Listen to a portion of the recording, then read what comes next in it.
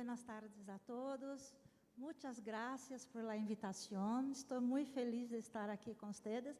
Es mi primera vez aquí en Perú, pero espero que no sea la última, porque essa vez só vou trabalhar, não vou poder conhecer nada. Pero estou muito feliz aqui e agradeço muito a Sysmex e a Roche por la invitação.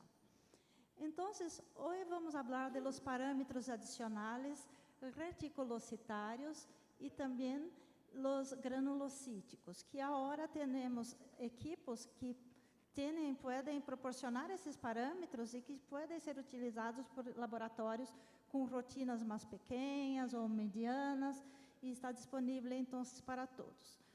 Não sei se já se aperceberam, eu falo normalmente português, certo? Meu espanhol não é tão perfeito, eu entendo, mas não nem sempre é. Pero se não me entendem, por favor, podem perguntar que tudo bem, vai ser um prazer. Só vocês falam muito rápido para mim, pouquinho despacio, podem perguntar à vontade. Então, vamos começar. Primeiramente, umas declarações. Um momento para que la vejam.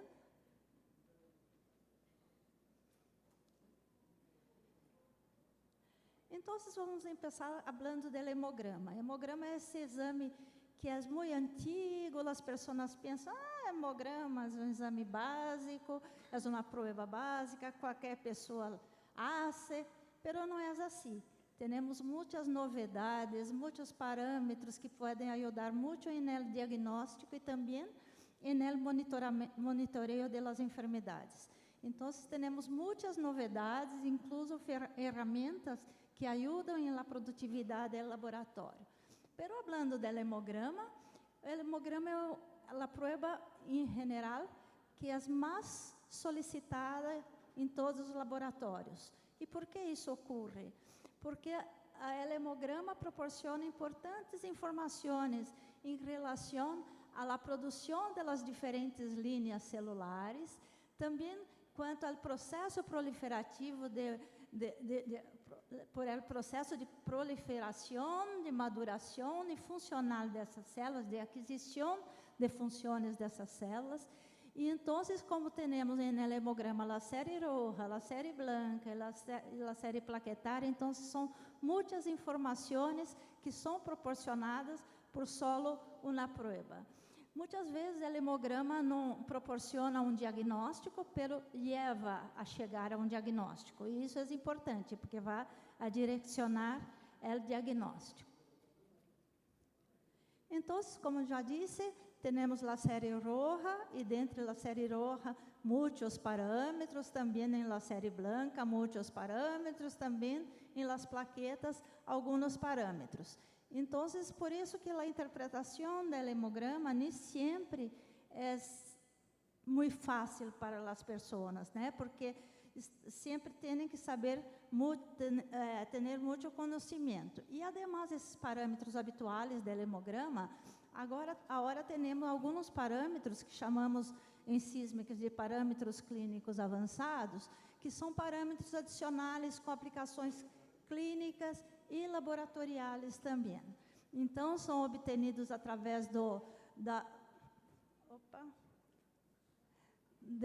tecnologia de citometria de fluxo fluorescente, que é a tecnologia de Sysmex, e temos esses parâmetros clínicos avançados da série roja, o RET-ATE, o contenido de hemoglobina de los reticulocitos. Esse parâmetro é definido em um canal dedicado ao conteúdo de reticulocitos. Temos também na série branca o conteúdo de granulocitos imaduros, que está disponível em todas as séries dos analisadores da Sysmex e que decimos que hace a diferencial de 6 partes, as 5 partes tradicionais e mais o conteúdo de granulocitos imaduros. E a fração de plaquetas imaduras também. Há um canal em los equipos de plaquetas fluorescentes, onde se pode ter a informação da fração de plaquetas imaduras, que é um parâmetro maravilhoso para definir as causas das trombocitopenias. Então, se é causa medular ou se a trombocitopenia se deve a um maior consumo ou destruição periférica. Mas hoje eu não vou falar da parte de plaquetas, só da parte de série roja e da série branca também. Então, esse é um resultado de um hemograma moderno, vamos assim dizer, né? Que temos aqui, então, as alarmas que são generadas por ela equipe. Isso é essencial para que se trabalhe, para que se pueda trabalhar bem com os equipos e também com autovalidação de resultados. Então, há que ter uma boa sensibilidade na generação das alarmas. E também temos aqui, mira ustedes, o perfil reticulocitário. Então, temos adicionalmente a los parâmetros tradicionais todo um perfil, ele contém em porcentagem absoluto de reticulocitos e também 2 parâmetros clínicos avançados, que são a fração de reticulocitos imaduros e contenido de hemoglobina de los reticulocitos. Sobre isso que eu vou falar com vocês hoje. Também vou falar del IG. Então, o conteo de 6 partes, que então vamos a ter, además, as 5 partes, também em porcentagem absoluto, o conteo de granulocitos imaduros. Então, começando por la série roja. Roja, assim, está perfeito? Porque em português eu ia dizer roja, não é assim, é roja. Então, para que serve a série roja? Serve para dizer se há a presença de uma anemia, certo? Então, quando temos uma anemia, segundo a Organização Mundial de Saúde, temos anemia quando temos uma redução na concentração de hemoglobina para homens abaixo de 13, para mulheres abaixo de 12. Então, nesses casos, temos sim a presença de uma anemia. E também é importante para a classificação laboratorial das anemias, né? Que se pode fazer a classificação através dos índices hematimétricos. Então, a série roja é importante em relação a esses aspectos. Começando a falar sobre a eritropoiesis, que é o processo de produção de las séries rojas, de las células rojas, tudo começa em la médula óssea. Aqui temos, esse não obedece muito bem. Aqui temos uma célula em la médula óssea que se chama stem cell, célula madre ou célula progenitora, que vai originar todas as células da sangue. Então, é poderosíssima essa célula madre, porque vai originar as células que vão amadurecer, proliferar e adquirir funções. Então, depois de que se produz, sob a ação de hormônios como a eritropoetina e outras citocinas, também essas células vão começar a transformar-se, vão amadurecer e vamos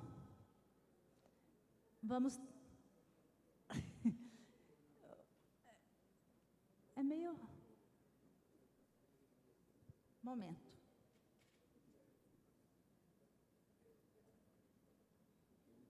Me gusta mir. Sim. Mi ponteiras melhor, se queda paradita. Então, vamos a ter, depois da produção, vamos a ter, então, as células vão amadurecer para um progenitor mieloide, depois para proeritroblasto, depois para eritroblasto basófilo, depois para eritroblasto policromático, e então esse eritroblasto aqui.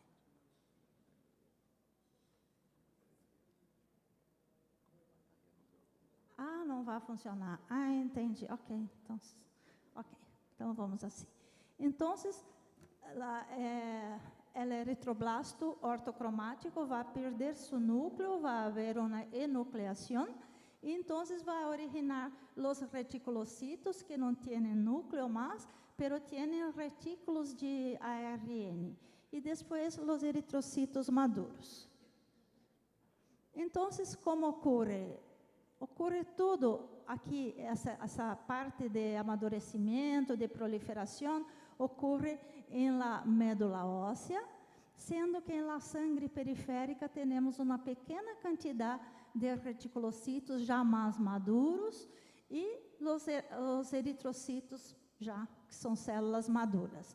Esse processo todo de eritropoiesis tarda cerca de uma semana em situações normais. Que é a situação normal? Quando não há presença de uma anemia.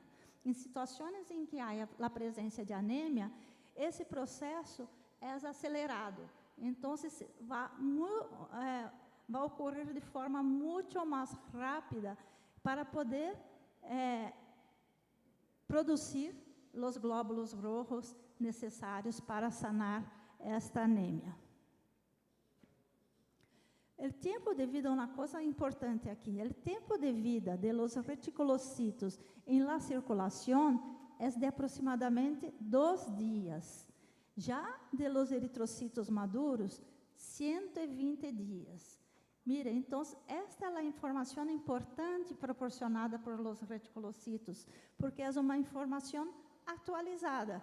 Se os eritrocitos maduros circulam por 120 dias, quando começa a ter um problema em la produção, né, de los eritrocitos, já vai ter um tempo grande que isso está ocorrendo. Já as informações proporcionadas por los reticulocitos é uma informação muito atual e que vai ajudar muito. Eu não sei aqui com vocês, pero em Brasil temos muito pouca solicitação de reticulocitos. Não sei para vocês se também é assim. Os médicos muitas vezes pedem ferritina, transferrina, pedem vitamina B12, ácido fólico e não pedem reticulocitos. Sendo que reticulocitos, se nós queremos fazer um fluxograma, seria logo no início já ser os reticulocitos, né? Então, os reticulocitos são eritrocitos imaduros assim, pero não têm núcleo, não possuem mais núcleo, pero possuem essa malha reticular de RNA ribossomal. E podem verificar aqui que o contenido de RNA cambia de acordo com a madurez dessa célula, desse reticulocito. Os reticulocitos mais jovens apresentam uma mais grande quantidade de RNA, de retículo. Os reticulocitos mais maduros já diminuem a quantidade de retículos de ARN. Então, essas células, os reticulócitos, não é possível identificar em um frótis tenido por Meiginsa, por exemplo, porque se aparecem, esses mais jovens vão aparecer como hemácias policromáticas, então, com uma policromasia. Já para fazer o conteo manual desses reticulócitos, é importante, então, utilizar uma tinção com azul de cresil brilhante, uma tinção que chamamos de supravital, ou com neometilene blue, que vai, então, atenir esses retículos de RNA. O valor de normalidade em sangue periférica, isso é muito interessante, eu penso, porque o valor em porcentagem é de 0,5% hasta 2%, pero vocês pensam, para uma pessoa que está anêmica, é normal ter esse reticulocito? Não. Então, a medula óssea não está trabalhando adequadamente para resolver a anemia. Então, esse é o valor normal para quando a pessoa não está anêmica, quando o paciente não tem anemia. Anemia ou anemia? Anemia. Não está anêmico. Ok. Então, o que é importante os reticulocitos? Como eu disse, os reticulocitos circulam só por 2 dias, cerca de 2 dias. Então, eles vão refletir a atividade eritropoética da médula óssea.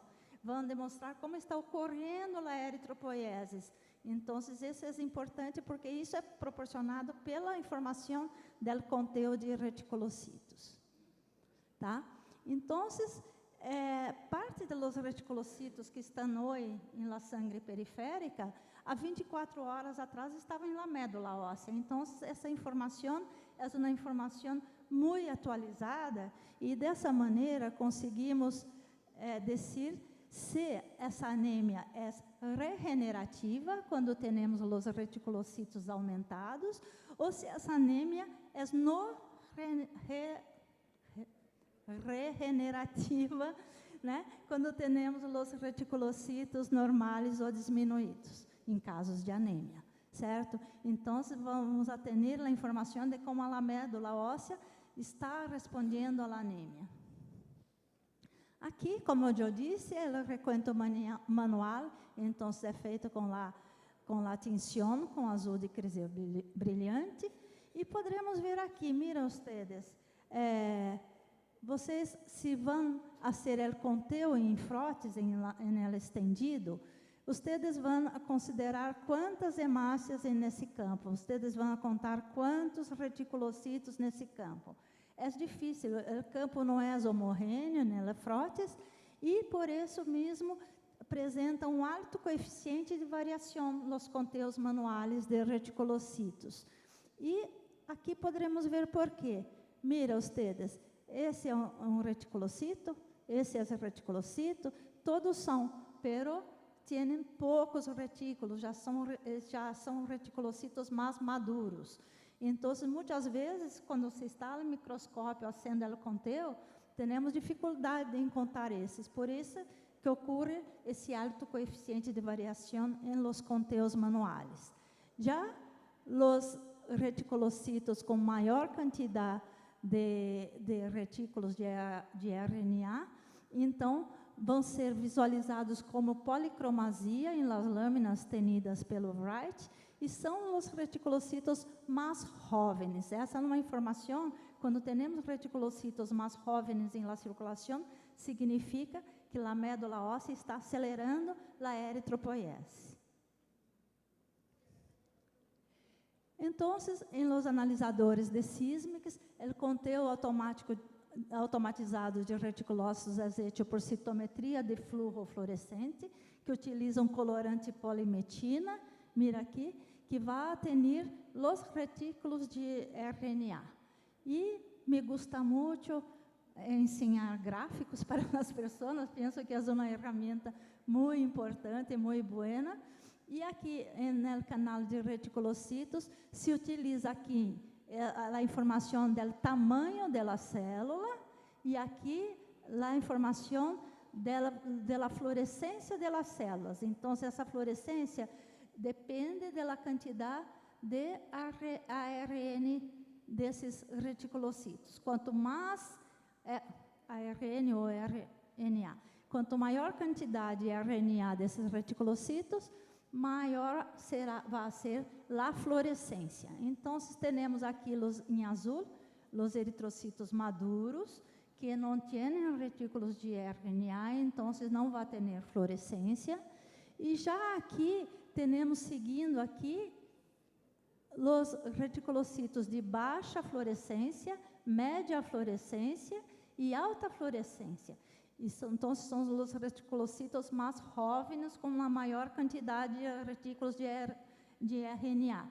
Então, a suma de los reticulocitos de média e de alta fluorescência vão proporcionar um parâmetro adicional, que é a IRF, que é a fração de reticulocitos imaduros.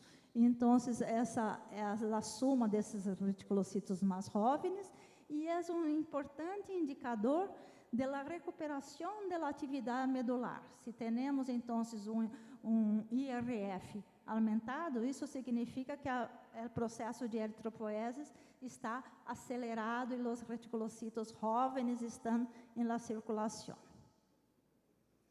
certo? Ustedes podem ver aqui podemos ver os reticulocitos mais jovens, como vão perdendo progressivamente os retículos de RNA. Então, quando temos policromasia em um estendido, isso significa que temos reticulocitos jovens em la circulação. Então, esse parâmetro IRF é o melhor reflejo da atividade da medula óssea. Então, como está produzindo a medula óssea, como está produzindo a célula. Então, esse parâmetro é muito útil para evaluar rapidamente o êxito de transplante de médula óssea.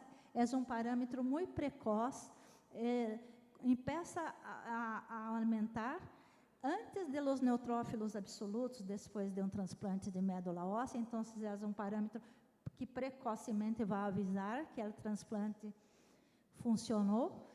Também é útil na avaliação do êxito de transplante renal e a produção endógena de eritropoetina, e também é importante para monitorear o tratamento da anemia.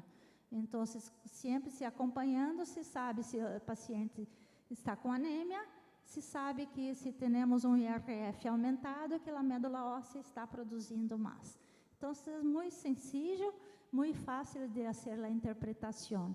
E penso que a organização das charlas acertou muito, porque depois que acabar minha parte, vai ter uma parte de pacientes com insuficiência renal. Também é muito utilizado esses parâmetros hematológicos também em situações de pacientes renais crônicos. E esse parâmetro que é utilizado muito para pacientes renais crônicos. Os reticulocitos, aqui vamos falar da deficiência de hemoglobina em reticulocitos. Normalmente, nós utilizamos as informações da hemoglobina e os índices hematimétricos em relação aos eritrocitos maduros.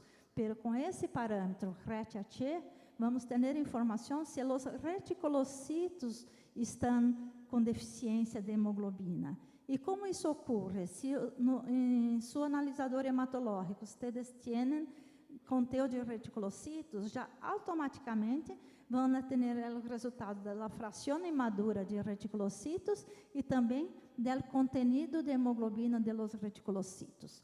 Então, rapidamente vocês vão ter essa informação, e quando temos, então, um resultado de RET-AT abaixo de 28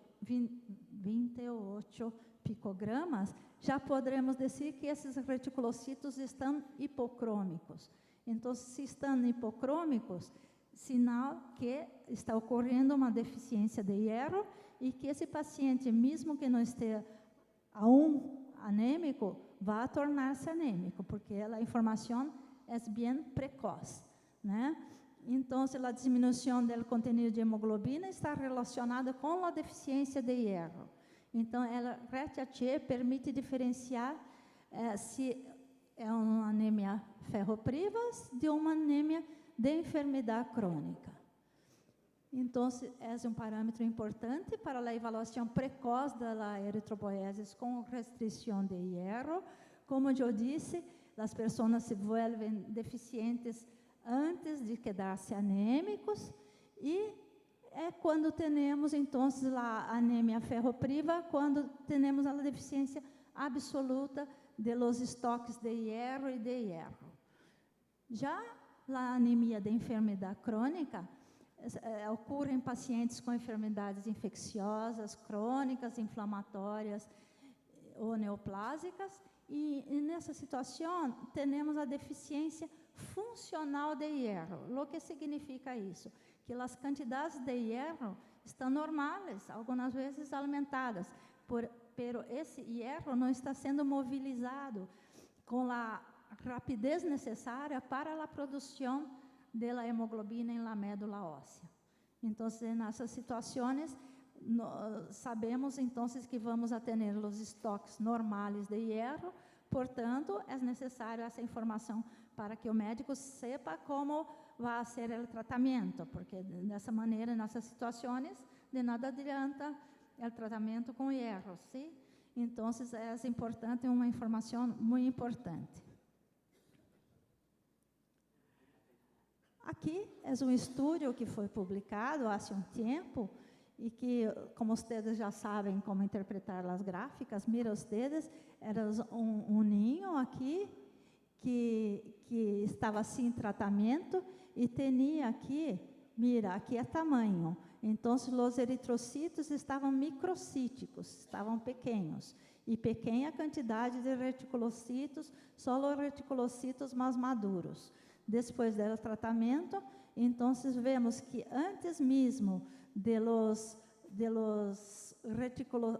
eritrocitos empezarem a normalizar, já temos aqui, então, a produção de reticulocitos acelerada com reticulocitos mais jovens e a fração de reticulocitos imaduros aumentada. Aqui, nesse estudo, esse gráfico demonstra, então, os estádios da deficiência de hierro e que parâmetros são mais precoces.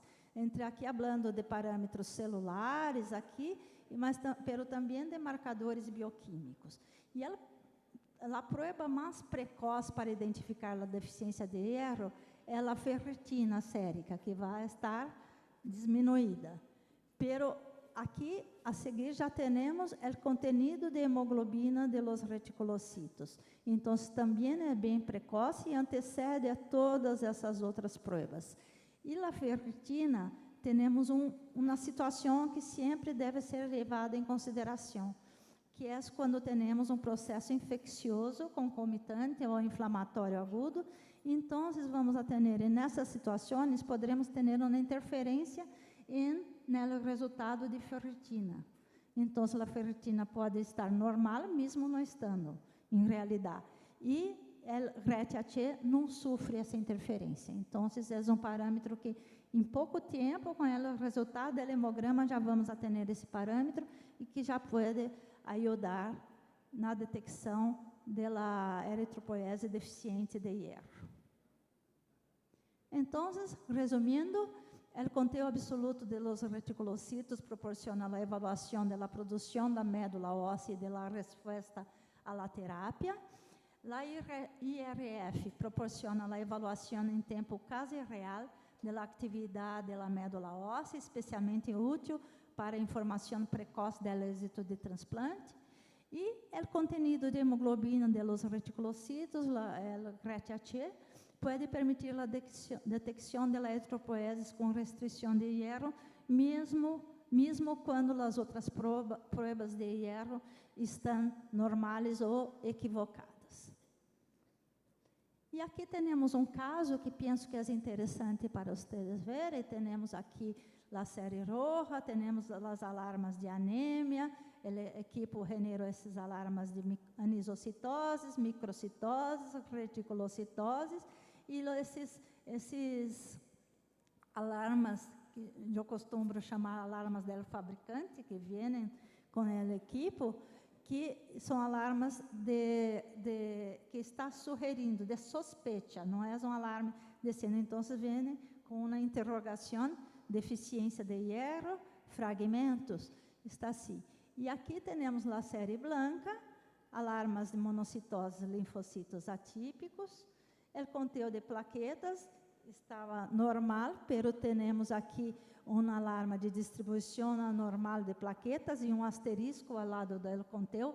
Então, isso significa que não se pode levar em consideração esse valor. O equipo, quando põe um asterisco ao lado e esse alarma de distribuição anormal de plaquetas, significa que o conteo está sofrendo interferência e não está correto, certo? Então, vamos interpretar essa série roja. Então, temos aqui uma anemia, 8,1 de hemoglobina, certo? Na anemia é um VCM de 64, uma HCM de 18, 19, Então, temos uma anemia microcítica hipocrômica, né? Uma deficiência na síntese de hemoglobina. Aqui, um RDW muito alto, demonstrando a presença de anisocitose acentuada, intensa. Aqui temos no resultado a presença de eritroblastos em la circulação, né? Demonstrando uma possível hemólise. Reticulocitos, né? Teníamos aqui uma quantidade aumentada de reticulocitos, também demonstrando a presença de hemólises. A IRF está elevada, então está demonstrando que a médula está estimulada e liberando reticulocitos mais jovens em la circulação. E o RTH está reduzido, demonstrando que existe a deficiência em la hemoglobinização. Então, que é uma anemia por deficiência de hierro, certo? Pero só isso não é todo. De nada adianta todas essas informações se não há um profissional competente, um morfólogo que sepa interpretar bem o frotes, que vai revisar esse frotes e vai verificar então. Então, as gráficas aqui, como vocês como já expliquei aqui, vocês podem ver que estava com a IRF alimentada. Aqui está demonstrando a presença de eritroblastos, aqui, alguns eritroblastos no dispersograma. E aqui, o que está aqui nesse círculo aqui? O que é isto? O que vocês pensam que é? Um eritrocito falsizado, certo? Então, havia esses eritrocitos com essa poiquilocitose, e então isso faz toda a diferença, que a pessoa, quando vai fazer a análise do frotes, sepa como interpretar o que encontra e sepa como reportar esse. E, finalmente, o diagnóstico desse paciente era uma hemoglobinopatia S associada com anemia por deficiência de hierro. Então, havia as duas coisas, certo? Então, isso é importante porque mira quantas informações nós temos só com um hemograma, com uma prova, certo? Então, o paciente apresentava anemia microcítica hipocrômica, reticulocitoses e presença de eritroblastos, o que sugere anemia hemolítica associada à deficiência de hemoglobinização. De acordo ao contenido de hemoglobina de los reticulocitos, o RTH que estava de 20, então muito diminuído, se sugere solicitar provas bioquímicas para confirmar a deficiência de hierro. E a avaliação do perfil de hemoglobina, então a eletroforese de hemoglobina é obrigatória para investigar a presença de hemoglobina S, certo? Me gusta esse caso, penso que é bem completo, né? Muitas informações. E agora, a série branca. Então, vamos falar sobre o parâmetro IRE, que é o conteo de granulocitos imaduros. Quando falamos de conteo de granulocitos imaduros, de IRE, estamos falando de promielocitos, mielocitos e metamielocitos. Esse parâmetro IRE contempla as células nessas três etapas de maduração. Certo? E a série branca, para que serve? Muitas informações, certo? Nos informa a possibilidade de uma infecção bacteriana ou de um processo inflamatório agudo. Também a série branca nos informa a possibilidade de um processo viral e também a presença de neoplásias. Então, dependendo do tipo e da etapa de infecção, dependendo do tipo de bactéria e da etapa da infecção, poderemos ter leucopenia, neutropenia e também podemos ter leucocitoses e neutrofilia. Então, quando temos leucopenia e neutropenia, isso significa que os eritrocitos que se quedam em las paredes de los vasos, se quedam assim se queda el pool marginal, chamamos, em las paredes de los vasos, em algumas situações, dependendo de la bactéria ou da etapa da infecção, pode ocorrer uma maior aderência de los neutrófilos a las paredes del vaso, en el sitio de la infecção, no sitio de la lesión. E dessa maneira vamos a ter na sangre periférica leucopenia e neutropenia, porque esses neutrófilos não vão para a circulação. Já temos outras situações que temos uma intensa movilização desses neutrófilos que estão em las paredes de las venas. E dessa maneira vamos ter em la sangre periférica leucocitoses, neutrofilia e o aumento de granulocitos imaduros, tá? Sempre esses granulocitos imaduros é importante, então, na microscopia, que são avaliados, porque vão apresentar, nessas situações, câmbios degenerativos. Então, a presença de granulações tóxicas, ou como se chama agora, granulações grosseiras, né? Vascularização do citoplasma, corpos de Dolly, como podemos ver aqui, né? Então, essas são indicações de que tem um processo infeccioso em andamento. Aqui, vamos interpretar esse gráfico. Aqui temos a informação da fluorescência. Então, quanto mais DNA e RNA, mais fluorescência vamos a ter. E aqui, a complexidade interna da célula. Então, aqui, nesse color, que color é esse? Rosa, morango, como se, de linfocitos? Fúcsia. Esse color fúcsia, então, se refere aos linfocitos, que são pequenos e têm pouca granulação, pouca complexidade interna, são bem homogêneos e vão ter pouca fluorescência, então vão quedar-se aqui em fúcsia. Já os monocitos, aqui em verde, apresentam uma complexidade interna mais alta e também mais fluorescência, porque são mais grandes, vão ter mais conteúdo genético. Depois, os segmentados vão quedar-se aqui, em azul mais claro aqui, porque têm muita complexidade interna, pero pouca fluorescência.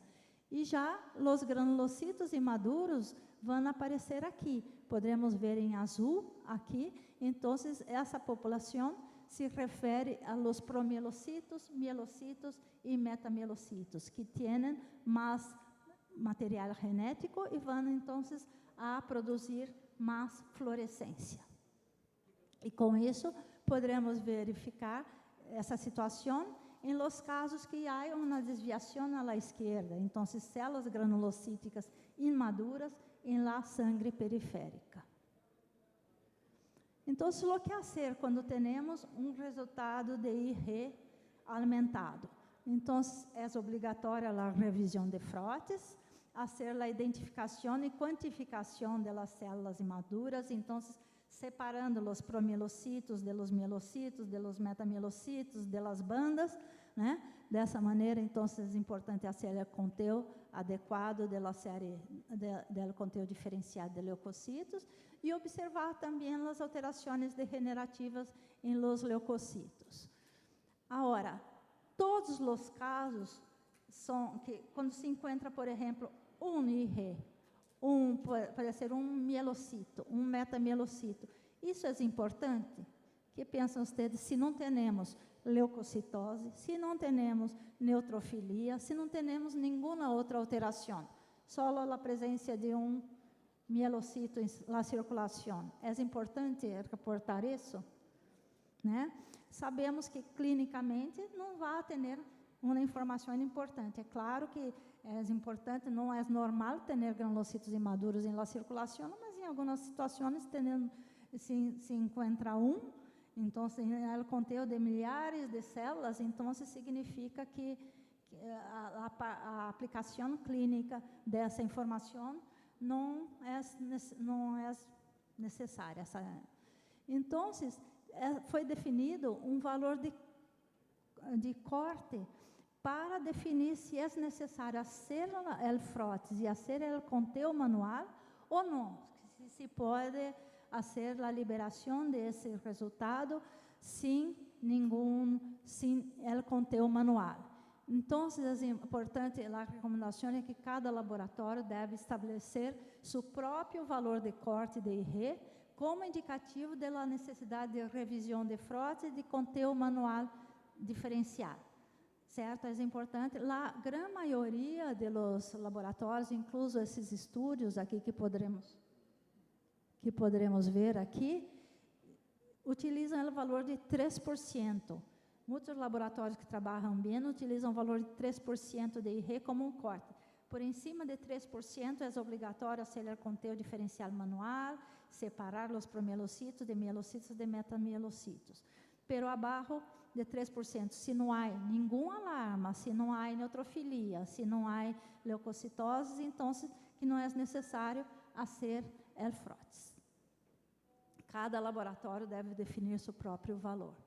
E aqui, a aplicação desse parâmetro IRE.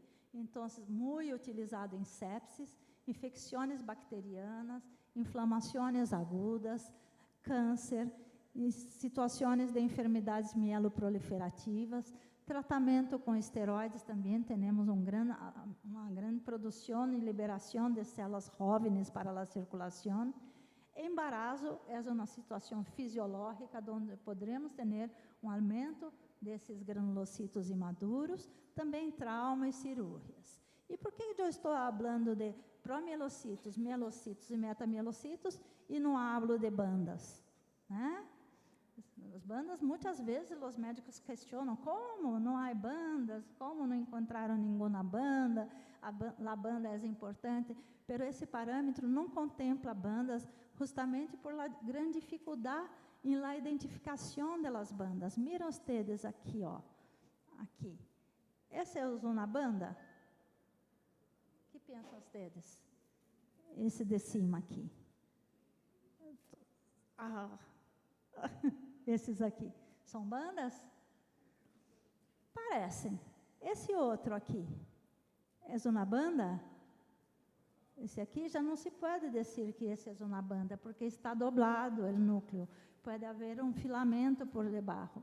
Então, isso, segundo as regras de los órgãos normatizadores, deve ser contado como um segmentado.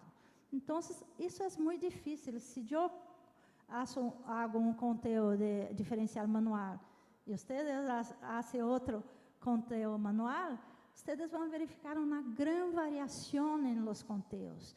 Nós costumamos fazer em muitos congressos uma brincadeira, se habla assim? Uma broma que vamos mostrando 100 células e as pessoas vão identificando as células, se é banda, se é segmentado, e vão fazendo o conteo de 100 células. Quando chega ao fim, algumas pessoas encontram como que 10 bandas e outras encontram 28 ou 30. Então, é uma variação muito grande, porque realmente não é fácil. Então, a célula é de difícil identificação, apresenta um alto coeficiente de variação em conteúdos manuais. Há uma falta de consenso sobre os valores de referência, por isso mesmo, por essa dificuldade. Não é por isso também não é utilizado em provas de competência e também que poderemos ter infecções sem bandas e poderemos ter bandas sem infecção. Então, é importante, hoje em dia já se leva muito mais em consideração a presença de granulocitos imaduros com alterações degenerativas. Uma importância muito grande do parâmetro IRE é quando temos um caso de sepsis ou septicemia, que é quando, por definição, é um conjunto de reações inflamatórias descontroladas, exacerbadas, desencadenadas em resposta a uma infecção grave. Pode ocorrer em outros sítios, que não sei onde está a infecção primária, e pode progressar a choque séptico, que é um estado de insuficiência circulatória, que pode comprometer múltiplos órgãos e pode levar a óbito, certo? Nós outros sabemos do risco de sepsis, de um paciente com sepsis, e a necessidade de ter uma informação mais bem rápida acerca da presença de uma desviação à esquerda. Então, temos, para fazer o diagnóstico de sepsis, temos o hemograma, que já se entra, então, o conteúdo de granulocitos imaduros, é uma informação importante. Também leucocitoses, neutrofilia, alterações todas.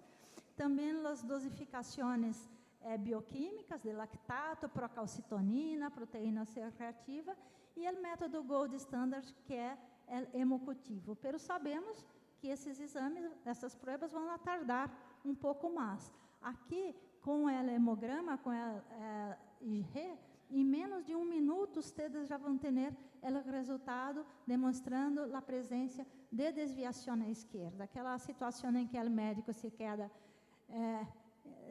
na noite com vocês.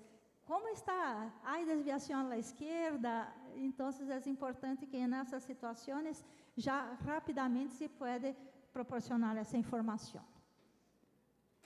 Certo? Também já é utilizado aqui em alguns guidelines internacionais, además os sintomas clínicos também utilizado já a quantidade aumentada de granulocitos imaduros. Aqui, essa curva ROC demonstrando alta sensibilidade e especificidade do conteúdo de granulocitos imaduros, aqui esta linha contínua, que em relação aos outros marcadores bioquímicos de infecção. Então, vamos aqui temos muitos trabalhos, já está muito bem estabelecido esse parâmetro, é muito utilizado, encontram na literatura muitas informações. E agora, um caso clínico. Uma mulher de 73 anos, ha ingressado na UCI com síndrome de mal-estar respiratório, com disneia, dolor pleurítico, escalofrios e febre. Ela informa mialgia? Se habla assim? Mialgia durante uma semana. Ao exame físico, apresentava mucosas descoloridas, febre, taquicardia, taquipneia, estertores crepitantes do pulmão. Então, quando solicitaram um hemograma e se verificou, então, que havia uma anemia, esse paciente tinha anemia, 9,9 de hemoglobina, então, que tinha, na série branca, tinha leucocitoses, neutrofilia, monocitoses e também um conteúdo aumentado de granulocitos imaduros, de 12,9%. Me relógio aqui, que falta 5 minutos. Sim? Ok, estou acabando. Porque eu hablo demasiado, por isso. Sempre pido para me avisar, porque senão eu hablo. Então, as plaquetas estão cerca do normal, certo? Então, vamos a ver aqui que havia nesse paciente.